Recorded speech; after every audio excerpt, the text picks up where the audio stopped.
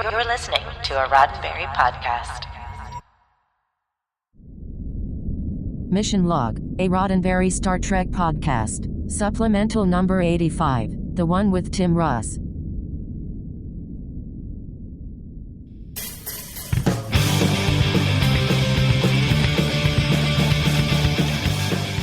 Welcome into a supplemental episode of Mission Log, a Roddenberry Star Trek podcast. I'm John Champion.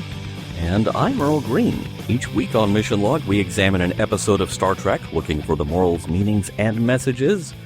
But illogically enough, that is not what we are doing today. Nope. You know the drill by now. While Mission Log is on a pre-Enterprise hiatus, we've got a couple of special bonus episodes to help pass the time.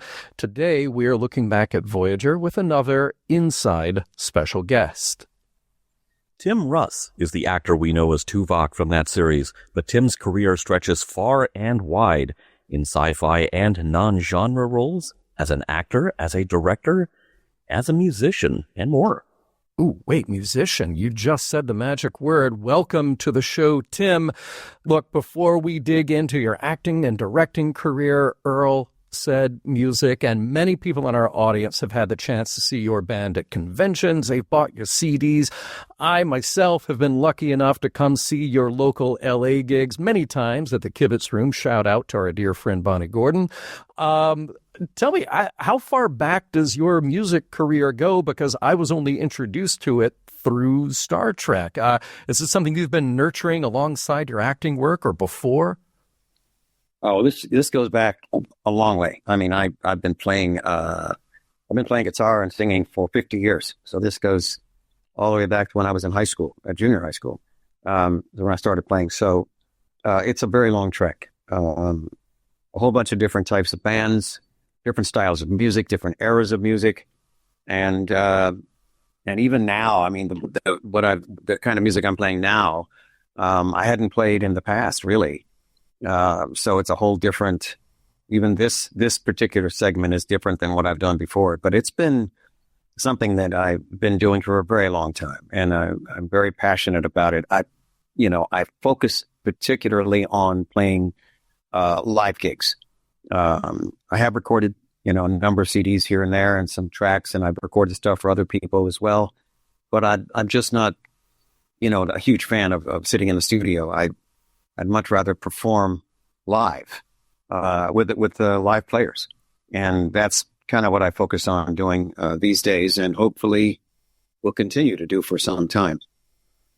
Well, that was going to be my next natural question is, what are the influences today? I mean, I've seen the show a few times. I love hearing Joe Cocker in there. I love hearing all kinds of like blues and rhythm and blues and tell me what all is kind of in your wheelhouse. Yeah, the majority of stuff that I'm doing now is what I would consider roots music. It's classic rock. It's rhythm and blues, and a pretty wide variety within that genre, within that area. I do like to mix it up, keep the sets really diverse from one track to the next. And typically not very long. I don't, play very long songs with a lot of jamming and stuff in between. All the stuff is vocal driven. It's mostly about the vocals. I'm not doing, lead solos for 20 minutes. I don't do all that stuff. I play songs, and typically songs that have got a pretty powerful message or pretty powerful lyric story. So I focus on those and keep them fairly short. The influences go all the way back to classic rock. I grew up with the supergroups. I grew up with Santana, Chicago. Terry Kath was a sort of an idol of mine and somebody I followed, Carlos Santana and a few others, and just along the way, what I tend to do these days, I've not written that much of my own material. I don't do that much writing hardly. I've had to write for projects, specific projects. People have asked me to write a song for or something like that. That's happened a couple of times. But what I do now is I take obscure cover songs that people probably have never heard before, and I'll do my own arrangement of them. In a couple of cases, I match them up. So I'll have two different songs kind of put together and sing those at the same time. So I'll do that, but mostly sort of mining obscure B-side covers from any source. You know, it could be an artist that nobody's ever heard of and a song that nobody's ever heard of. But I like that track, and it works with my voice. It worked with my band, and it's powerful, and it comes together. So I'll put it together and put it on and see how it plays. And if I get a response that's decent, I'll keep it. And if not, you know, I'll dump it and move on to something else. And I love that you cap each show with "Love the One You're With," which is just a great track always. It is a great track, and it's the version I do is similar to the Isley Brothers. The Isley Brothers covered that, and I like their arrangement. So I kind of follow with their arrangement, which is a little more, it's a more up-tempo, more rockish, more full and fat. I like that. I like that sound a lot better. I don't want to be, I mean, we have listeners all over the world, so I don't want to make this hyper local, but I will say, like, if you get the chance, go to the Kivitz Room. It is famous for a reason. Guns N' Roses got their start there. And it's just a great time to see an intimate, awesome show. Yeah. So, but Earl, you were telling me before that you had picked up Tim's CDs. First one I picked up, I think, was a fan club only thing. It was Only a Dream in Rio. Yeah, long time. And I specifically remember the cover of Imelda by Dire Straits. Yeah. I thought that was a great cover. That's a great track, actually. It's very cool. Yeah. Very cool. Let's pivot a little here into, there's so much to cover in your career, and obviously we get into pre-Trek and Trek and post-Trek. There's so much there, but I also want to talk about directing, because I was going back through your IMDb, and I noticed that, you know, you, like a lot of Star Trek actors, you had this opportunity to do the Star Trek directing school, as it were, and that was, at least according to IMDb, the first pro TV credit. And from there, you have done so many, like, short films, videos, TV, just all over the place. So take us back a little bit to that, to jumping into directing. What was the drive to do that, and what did you learn from doing that so-called Star Trek directing school? Well, it was while we were on the show, you know, the producers allowed us as actors, if we wanted the opportunity, to be able to shoot one of the episodes. And basically, to do that, you had to more or less intern for 2 to 3 seasons. You had to observe other directors and shadow them. You had to sit in editing sessions for hours, and that's where I spent the most time, incidentally, because if you're shooting something behind camera, if you're directing a scene, you have to know how that scene's going to cut together editorially, and that's how you set up your shots. So editing is absolutely critical, or the knowledge and awareness of how it's going to be edited is absolutely critical, because otherwise whatever you're shooting is not going to come together. It's not going to match. It's not going to make sense. So I spent a lot of time in the editing bay watching them cut together basically rough cuts, just the footage for the day. They would assemble a scene just based on the coverage of the director, and I would see how they would do that. I sat in on production meetings. Pre-production meetings. I didn't sit in on casting sessions, but I sat in on the producers' sessions when they was watching the initial edits of those shows, and I'd listen to him react to what he liked and what he didn't like. So I knew that I got in there, I'm not going to do certain things because he's not going to like them. So that was also very important. And it took a couple of seasons, maybe 2.5 seasons before they gave me a show, and I was lucky enough to get the draw, because it's just a draw. Whatever you get is you get. And I was lucky enough to get Living Witness for that episode, and it was wonderful. Great story. Yeah. Something I'm always fascinated with in terms of history and revisionist history and those things. Just incredibly important story. So I was lucky enough to draw that. But that was basically the process. And after after leaving the show, went on to direct for what they call recreations for crime drama. There's a recreation for a disaster show that I shot, and another one, paranormal series. I shot recreations for that for about 3 years, and then from there to a couple of features and the Trek projects that I shot, which were basically, at the time, they were initially conceived as pitches They wanted to pitch those projects because there was no Trek series on at the time. And so they wanted to make these and then pitch them to see if they could get them picked up as a series. And that was the objective of those. So they're like really big, expensive demos is what they were. I said, oh, well, whatever, man. You've got somebody writing the check. I'm there to do it. We'll shoot it and see what happens. Yeah. Well, I noticed that there were a few of those like Renegades and these that were, very ambitious and trying to fill that gap. Absolutely. But yeah, and that's been kind of the relationship with fandom to Star Trek since the original series went off the air. Fans want to create the thing that they love and hope for the best that'll get picked up and seen. Yeah. Yeah. You're limited as to what you can do with them. I mean, you obviously can't make any money on them. They're copywritten and owned, but we were in that gap of time where we could get away with that. You can't do it now, but you could do it. Yeah. You did Roddenberry on Patrol. Oh, yes, we did. Yeah. Roddenberry on Patrol. That was a fun little piece to shoot, actually.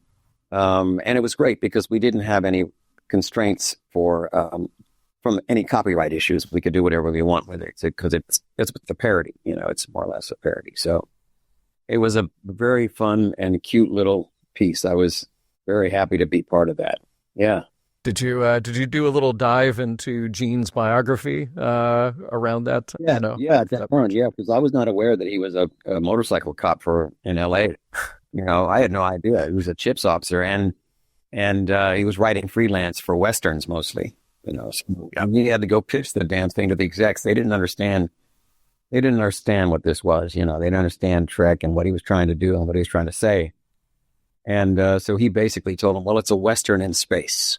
And that's what got him to say, okay. And, obviously the series was not a huge success. It only lasted a year, couple of years, 2.5 or whatever. And that's primarily because it's much more sophisticated than, a gunslinger show or a doctor show or a lawyer show. And that is the staple for regular television. That's the staple. Even for the streaming series, it's still all the same stuff.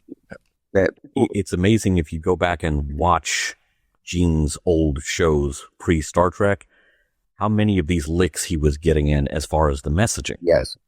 He was very progressive within these very stage genres like cop shows and especially Westerns. He was getting very left-leaning stuff in on the Westerns in that genre. And he was getting stuff in there that's like, whoa, that was amazing for 1960 for 1958. Yeah. He was very good at that. He was very stealthy about getting the message across, something that's more progressive than what existed at the time. He was very good at that, and he never stopped doing it. I know it's the question is old hat, but I'll ask it because I don't know the answer to it. Had you watched Star Trek before you got the call for your audition? Oh yeah, as I've said many times. I mean, I grew up, where there was no VHS, and there was no streaming, there was no, no DVDs, none of that. So whatever was on television, that's what you got. Yeah. At the time, there was only 3 networks, and there was at least one network that would run nothing but syndicated television series. So, I know as much about the original series as I do Gilligan's Island and I Love Lucy and Dick Van Dyke and all of that stuff. I've seen them all. I watched them a million times because that's what was on. Yeah. It was either that or some, soap opera. I mean, there wasn't anything else to watch. So, I was quite familiar with, the character I ended up emulating and the series as a whole. Absolutely. Yeah. So when you do it, and obviously there were other moments that your career was touched by Star Trek before you became Tuvok. But when you do land that role and you're a series regular, you mentioned Living Witness as being this just terrific script with these themes of revisionist history.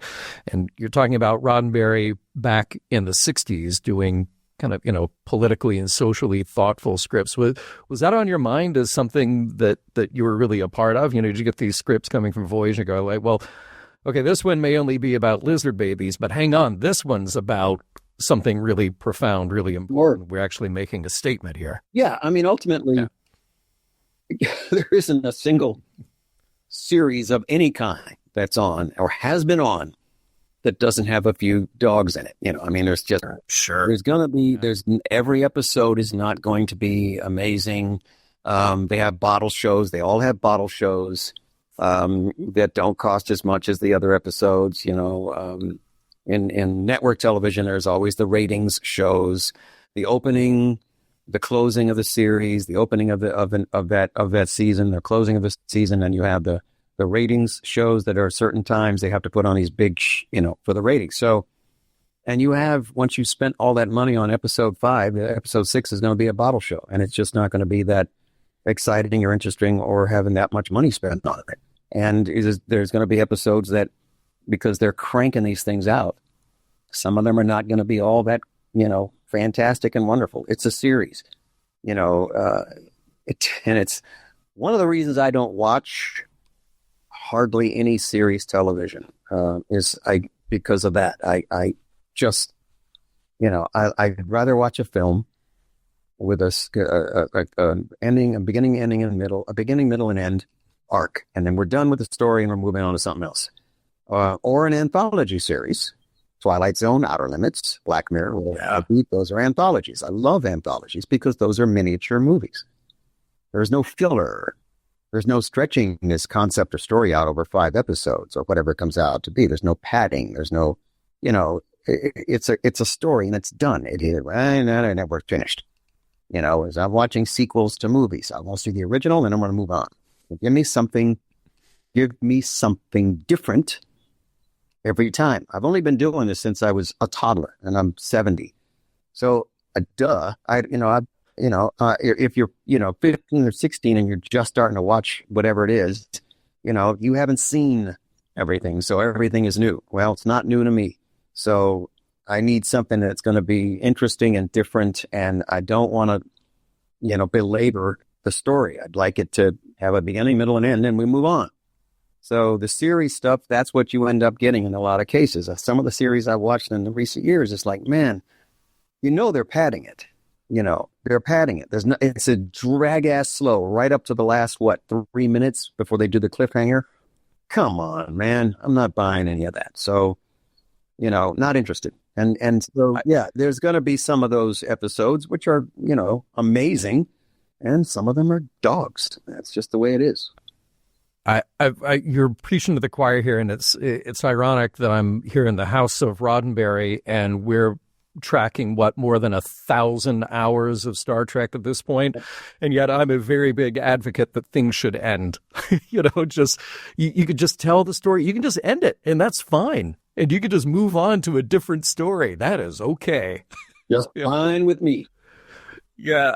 And if the ending is not, we don't know exactly what happened, I'm cool with that too. I mean, leave a little bit of mystery at the end. I don't it was all been wrapped it all up like a bow and whatever. Whatever. As long as there's a resolution and as long as we don't, if there's a reason for it to go from here to there for that long a time, fantastic. If you've got enough to fill a movie that's 3 hours long and there's that much story in there that you don't even notice the 3 hours, then fantastic, man. But when that movie has, I can't remember which one it was.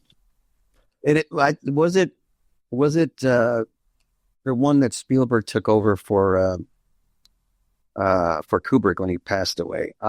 What is it? AI? Yeah, AI. Didn't it have it had 3 endings. It had 3 different moments when the movie would normally have ended. There was 3 different. I remember sitting in the theater, and the moment came. Some people started to get up because they thought it was over, and then it just kept going, and it did it 3 times. Yeah. Now we're done with the story.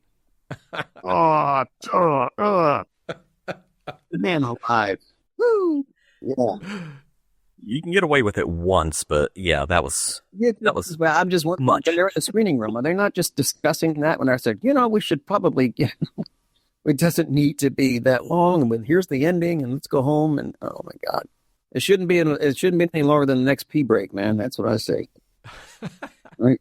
Yeah, if I have to stop eating the night before the movie, if the movie is that long, this better be something good. It better be something good. Exactly. Yeah. So I just saw a thing the other day online about Kubrick making the decision after The Shining had been already released to theaters to demand that there was like a 2-minute epilogue. And he said, no, got to cut it.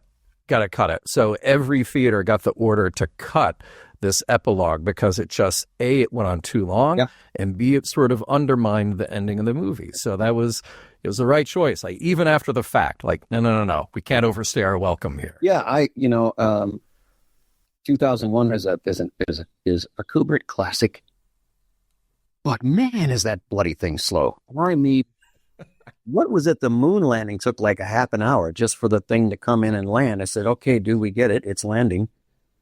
It looks really cool, but does it have to go on for 10 minutes? No, there's nothing happening there. There was that scene in the space station where they're walking down the thing and they sit down in those chairs, and I don't even know what they're talking about. It has nothing to do with the rest of the movie. It's just like, why are we? Why? Look, my girlfriend always says, the director's cut of my version is going to be a half hour shorter than the original, not longer. And that would be me. I'm doing this all the time, right?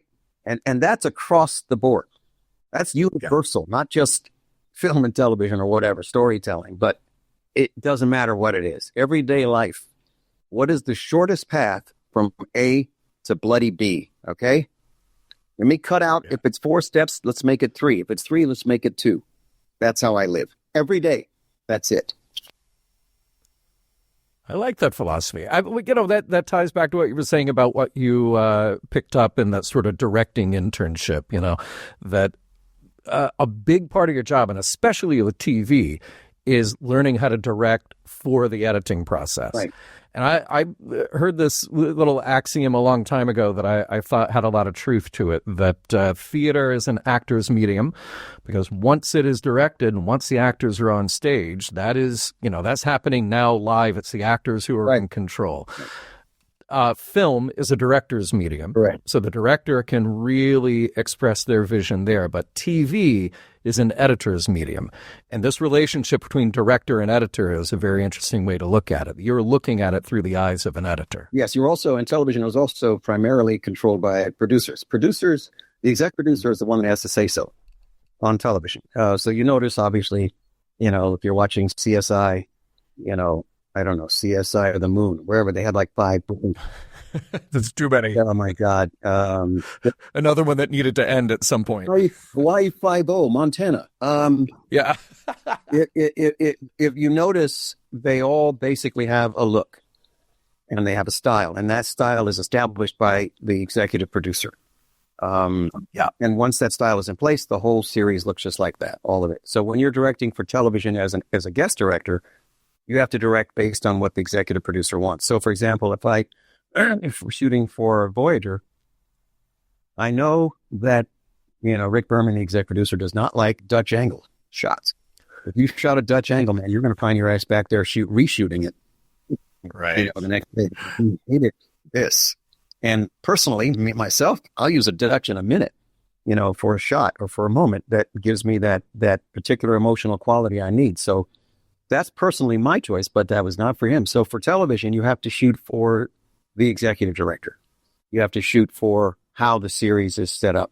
And if you're working at a feature film level or a short film or whatever it is, then the director has absolute say so how everything in that is going to look like he wants it to look. Yeah, you're going to have, in some cases, you might have a producer who's paying, for the whole thing, and they want A, B, or C, and you have to, give and take here and there. But generally, the vision is yours, and as opposed to television, where you're just hired to shoot for them. Right. Well, yeah, I mean, if I go back through your IMDb and I look at all these short films that you did in pretty rapid succession after you have your Voyager credit, and there's, there are TV series interspersed, and there's a lot of shorts and, kind of original work that you've done. Is that your playground to do that? Use as many Dutch angles as you want? Yeah, I mean, ultimately, if you have the say-so on these projects and you've got a piece that you're shooting that's in a script, your job is to interpret what's on the page and bring that to life visually. And oftentimes you're working with the DP. It's a very close relationship with the DP. It's very important also because the DP is going to bring something to it as well. They have an eye for composition and lighting and everything else. So it's a very interesting relationship that you have to work very closely with. And I've been lucky to work with many of them without any problems at all. Some people have had issues with DPs, but they're also going to contribute. Like I'll show up in the morning or something for a scene or a shot, and I have an idea how I want to do it. And DP says, "Hey, can I audition this for you?" And he says, "How about this A, B, C?" And I said, "Well, I like that. That looks really cool. That's interesting. And also, it tells the story. It defines that moment. Let's do it." So in many cases, some cases I might say, "No, I'd like to want to go with this instead of that." But a lot of times, I'll talk to them and they'll say, "Well, look, if we do it this way, then we've got the advantage of A, B, C, and D over here." And I'll say, "Yeah, that's a good point." Or there may not be that much time. I like to get a lot done that day and I don't have the time. So I've got to cover this thing efficiently. And there may be a more efficient way to cover it than something that's more artsy and takes longer to do. So there's production elements and things considerations I have to make as well. But ultimately, that relationship and coming together with interpreting what it is an open canvas if you're the director and it's your project to take that paragraph of action or description or whatever, or what the actors are supposed to be doing and film it to make it interesting. Is it a handheld scene? Is it a static scene? Are the beats longer? Do we compress the dialogue? Do we have them doing physical things during the scene? Is it busy? Is it static? All those things come into play to convey whatever the emotion of that moment is in that particular scene, and based on what location you have as well. Because some locations might be really drab and don't have a lot of things to work around, or they're not interesting backgrounds, and other scenes and locations might be amazing, and you can really take advantage of those locations just based on where you put the camera, what you shoot through. It may be a fence or a grate or something like that you want to shoot through and want to break up the actors' faces with it. A lot of those things come in places, depending upon not only your location, but also your DP, your director of photography, who you're working with, and how you get those things. So, man, I'll tell you, it's the wonderful thing about it is again, as an actor, you're working on the canvas. You're just one of the colors of the canvas, and as a director, the whole canvas is yours, and you're the one making that entire picture. So there's a big difference, and typically 3 days into a shoot, I'm so bloody exhausted. I wonder, why am I doing this? The days are infinitely long, and then I'll get home and then I got to think about what I'm doing the next day, so I don't get a lot of rest either. They are exhausting, those things, just exhausting. Yeah. But you got more of it on your resume, though. I mean, it looks like between Bloomers and 12-sided die, like there's a lot of directing. Is there more coming up for you in the near term? I think we're going to shoot another episode of 12-sided die. The producer's writing it right now. Wants to shoot a short as well. I don't know about the short, but he's writing the season 3 of 12-sided die, and I've got potentially, I think there's another demo that these producers the investors want to shoot a demo for a series. It's probably going to be a streaming series of some type, and that is just being written right now, written and put together, and they're going to decide which what they want to do with it and when. So that's coming up, and potentially one of my own features this year.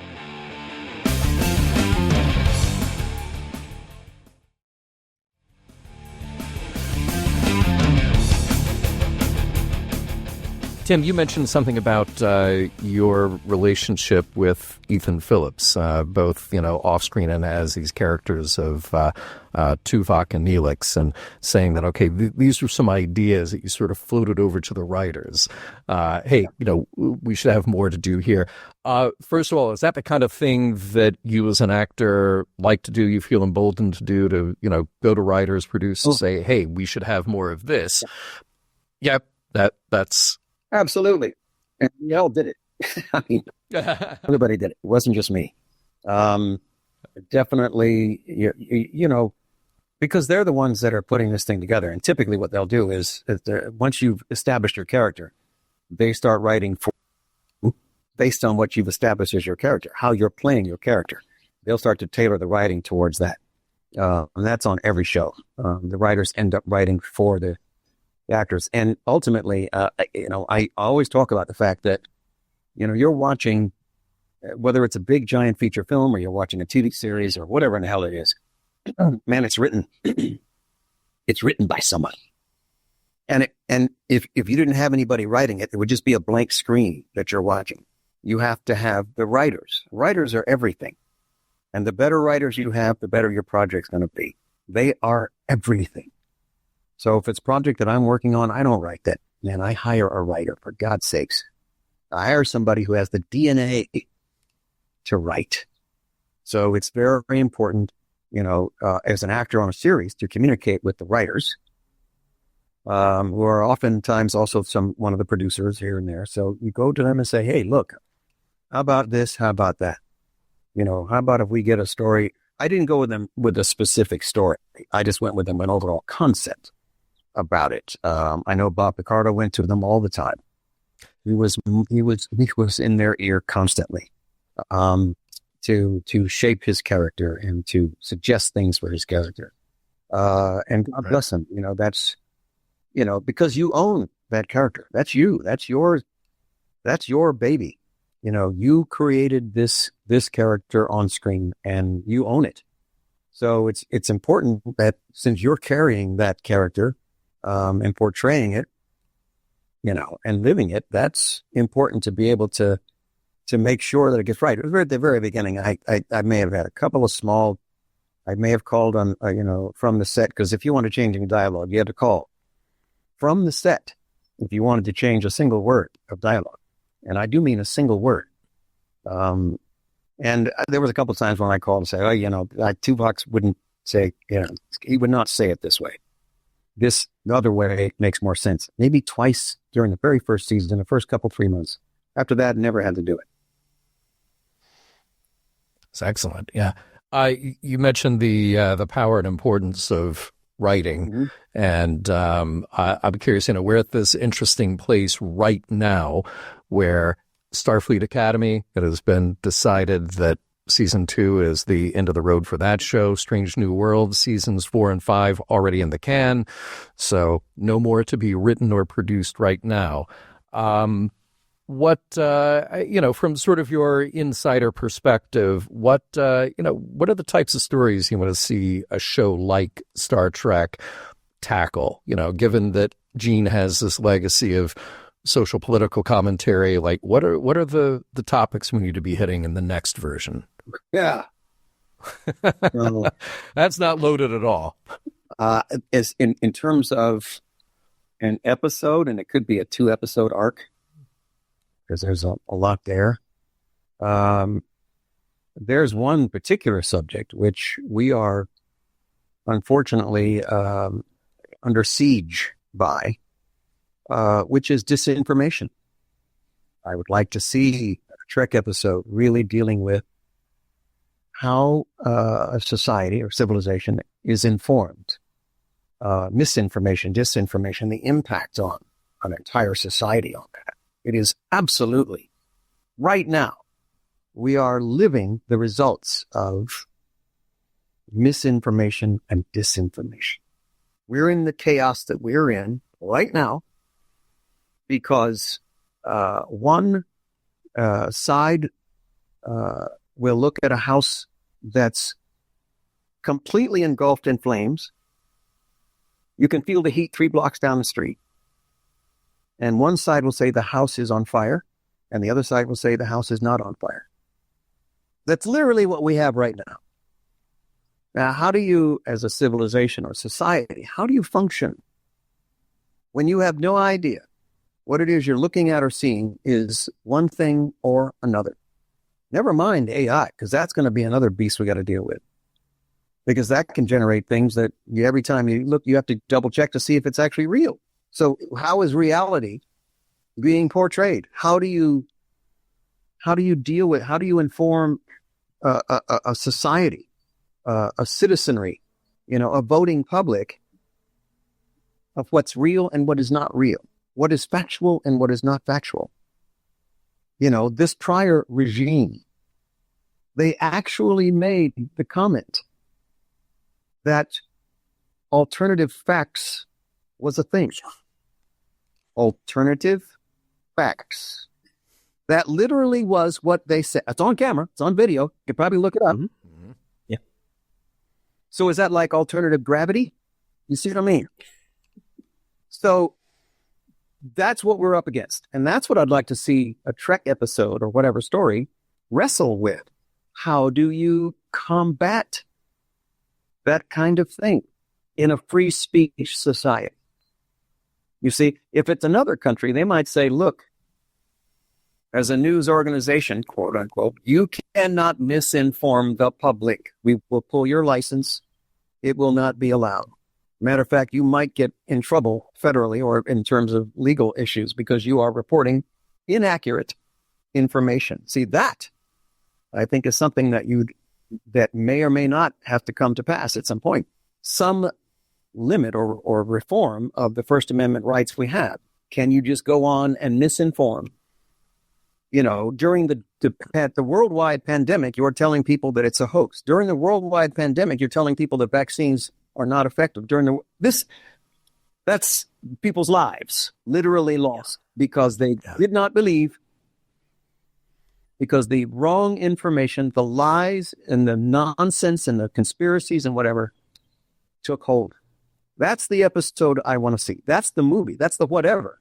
I want to see that tackled because that not only cost people their lives, it cost us an entire, damn near our democracy because the majority of this country, the people, not the majority, good as half the country, is misinformed, blatantly misinformed, disinformed. And that's just wrong, man. It's wrong. I didn't grow up with that. I grew up with 3 networks and every network reported the same news every day. You may not like the issues or you may have a preference for the issues. You may not like the Vietnam War or you may support the Vietnam War, but it was the Vietnam War. It wasn't some other thing over here and then some other thing over there. It was all the same thing. That's what we have right now. I mean, I'm old enough to know that this is not normal and it's absolutely dangerous. It's dangerous. So yes, that to me is something I'd love to see how Gene would have dealt with it, but I'd like to see a story. I want to see a story unfold. I want to see how that story is resolved on that issue right there. Most important issue we have right now is that.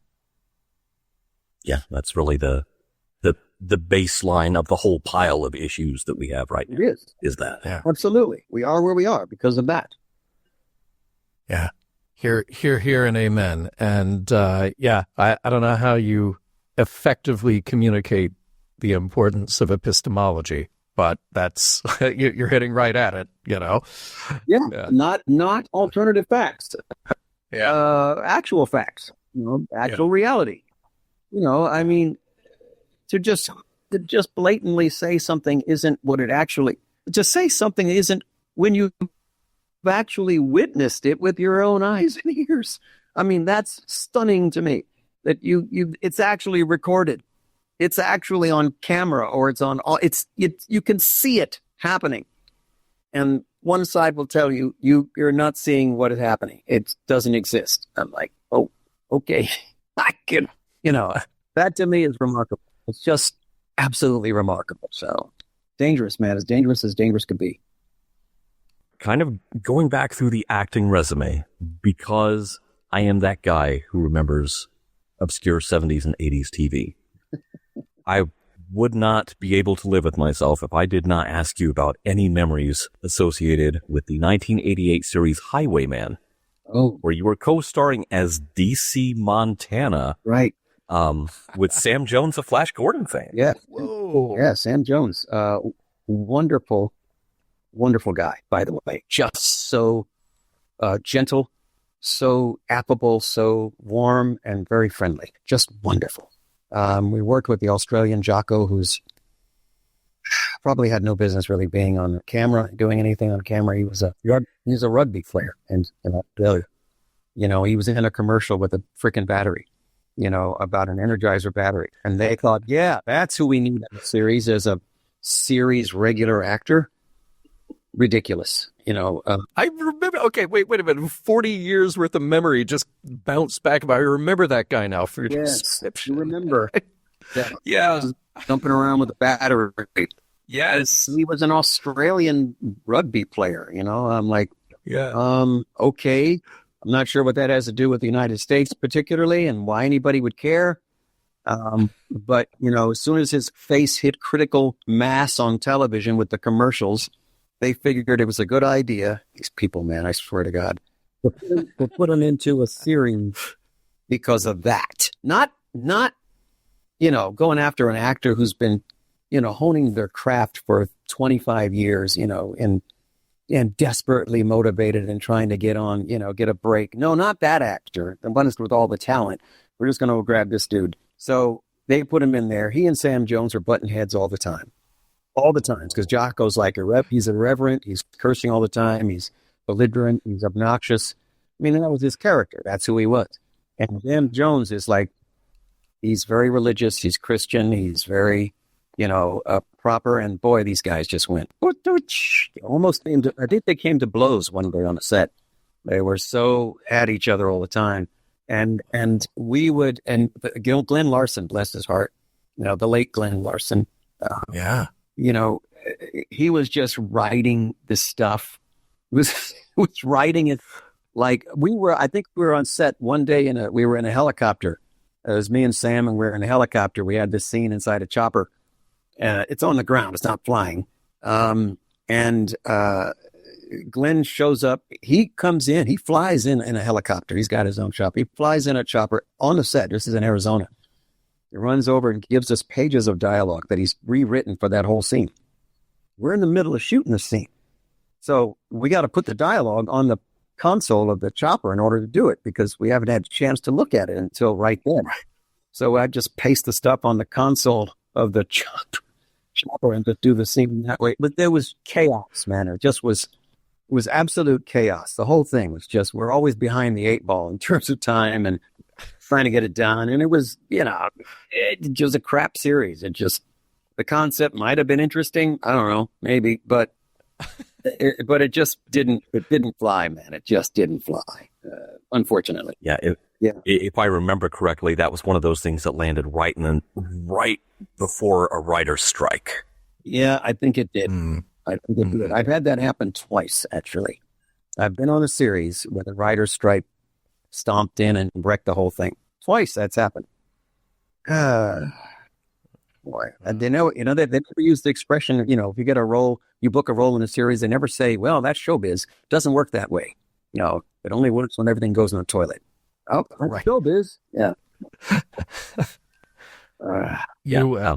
Sorry, I had to ask about that because that is one of those shows I distinctly remember. I mean, it's such a relic of its time. I mean, anytime I've had to describe it to someone, just in terms of how 80s it is, it's like, okay, it's Mad Max Headroom. Nice. Good description right there. Brilliant. Tim, you said 8 ball. And the image that popped up in my head, it's the trooper from Spaceballs. And look, I have talked to many people who have been working diligently trying to get Spaceballs 2 to happen. Yes. So I hope, just like you hope, that when that day comes, that the trooper will be back, still not able to find, well... Yes. Yeah. It is being produced. It will not be released until 2027. I believe probably early 2027. That is the plan. There's a very good possibility that a trooper will be involved in it. That's all I can say. Yeah. That's all we needed to hear.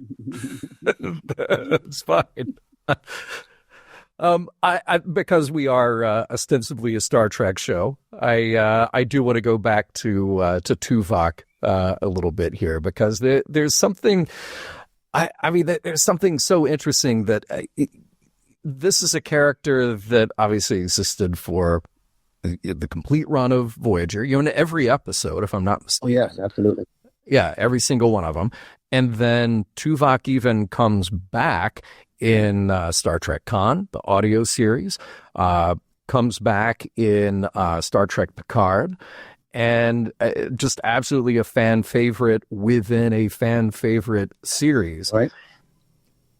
Voyager took a lot of turns. There are a lot of changes within the structure of the show over that 7 seasons. And I'm curious, if there are areas that you feel like didn't get explored, opportunities for this character that simply didn't happen, that you wish could have come to fruition. No, as a matter of fact, they ended up doing a couple episodes that were centered around the concept that I had asked them about at the very beginning.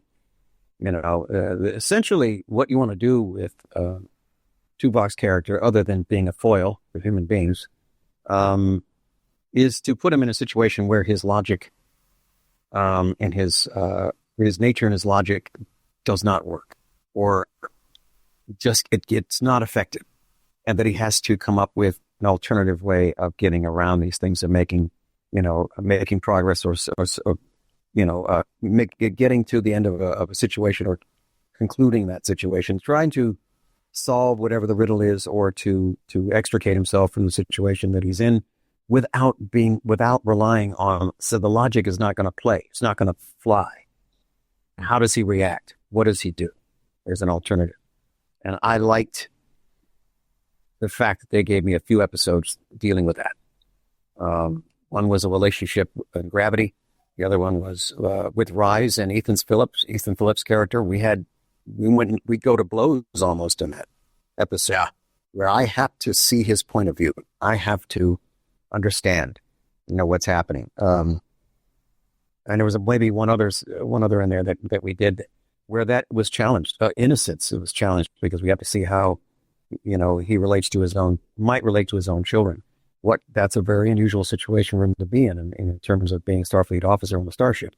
So I think that they managed to get me at least 2 or 3 episodes where that circumstance arose, that Tuvok had to solve this problem, or conclude this issue, or figure a way to get something accomplished without relying solely on his tactical logic and all that kind of thing.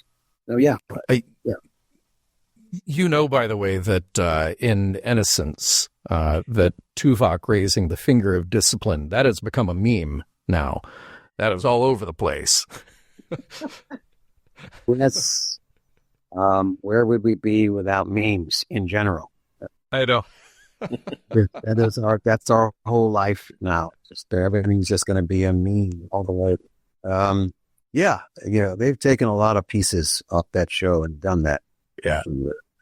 But yeah, it was Lisa Klink wrote it. It was a wonderful story. It was a standout story as a heavy episode for him because of the children, and of course the concept.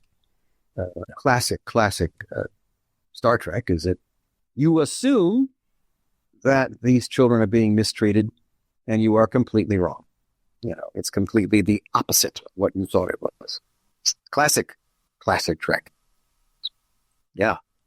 Many of the Voyager characters have reappeared in the more recent Star Trek shows, both live action and animated, including yourself, bringing Tuvok back in Star Trek Picard. Does it feel to you like, is there a reason that everyone seems particularly interested in following up on the Voyager crew specifically? I don't think it's any more particularly of an interest as it could be for the other shows as well. That just may be a matter of circumstance or chance that some of our characters have been resurrected for other shows. Bob Picardo recently in Starfleet Academy, because he's a hologram, he could be. And my character in Picard and things like that. Jerry Ryan's character also in Picard. So I don't know if it's specifically or particularly because of the nature of the show and the popularity of the show, or if it's just a matter of chance that we have been brought back for other projects and other aspects of Trek in those shows, and also the spin-offs, obviously, with the Khan show. Now, the Khan show goes back to the original. It goes back to the original cast. As a result of Wrath of Khan. So that goes back, that does tap back into the past with Kirk and his crew. And then they just layered me in from Voyager just as a matter of chance. And so I think it's just, I don't know that Voyager's that much more popular in and of itself than the other shows are. Maybe it is. It's hard to gauge. Because if I'm at a convention or whatever it might be, it's the people who are fans of the show are going to gravitate to me because I'm on the show, as opposed to, Deep Space Nine or Next Gen, Talking about Khan again, I was delighted because, we were all expecting, okay, we are going to some extent retread the story of Khan. I was delighted when they announced that you and George had a part in this, because I always felt that there was more to be explored with Tuvok's period of time spent under Sulu's command. Right. Now, of course, I realize modern recording being what it is, probably nobody recorded their parts in the same room. Yeah. The first section of the first session I had with them recording, I did record with her, the archaeologist, actress. So we did record together on that first session. And then there was a subsequent session or two that I was just there by myself. And typically, you're usually by yourself, especially for the podcasts or audiobooks or whatever it might come out to. So that particular day, the first session we had, I did record with her. And primarily because my character I already knew the character had already been established and there wasn't a lot to reach for. So we could go through those scenes without a lot of retakes. Over and over and over, which is typically how you end up doing it when you do it by yourself. You just, every line is done 5-6 times to get whatever it is they want. And then they just cut it together later. So this was much more fluid. It flowed better, I think, as more conversationally doing it that way, because I didn't have to reach for the character. It wasn't somebody I was not familiar with. It was not a character I was attempting for the first time. So it was easier to do it that way conversationally with her. And that's how they did it. That's how they recorded. So the bulk of that is with she and I in the booth. That's a rare luxury. You don't hear about that very much anymore with audio production. No. The only others, like the animated shows, you'll get some of that sometimes for the animated shows as well. The cartoons, you get 2 or 3 or 4 actors in a room and they're all doing their parts and doing it through there, which I think is fantastic. Oh, I love that. I'm not crazy about doing it by myself in the box, just line after line after line. That's just work, man. It's not fun. It's just work. In our remaining minutes here, I do want to mention that tied to that, you do have some causes and some social advocacy that you care about very much. This show in particular today, dear listeners, is in support of the Long Beach Blues Society, longbeachbluessociety.org. Thank you. And you're a member there, and I just was doing a little bit of reading to see that they're involved in music education, preservation, et cetera. So fantastic. People should check it out. You're still involved with the Planetary Society? Planetary Society and the Hollywood Food Coalition also. Yes. A big one. Hollywood Food Coalition. Yeah. And definitely the Planetary Society as well. Of course. So astronomy. Yes.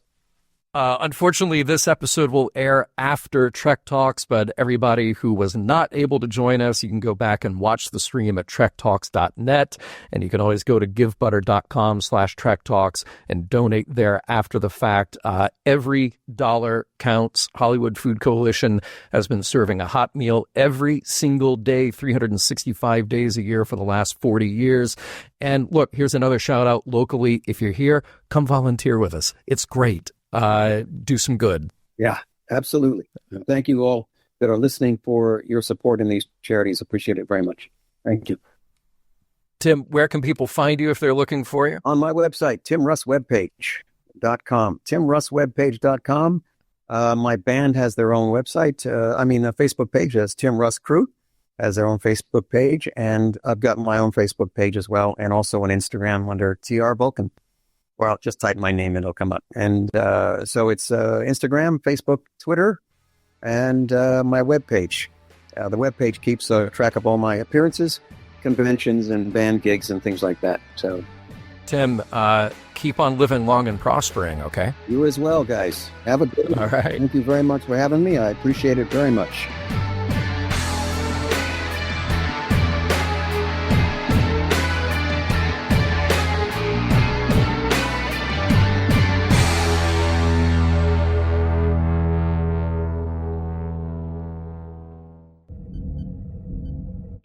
This is a Roddenberry podcast.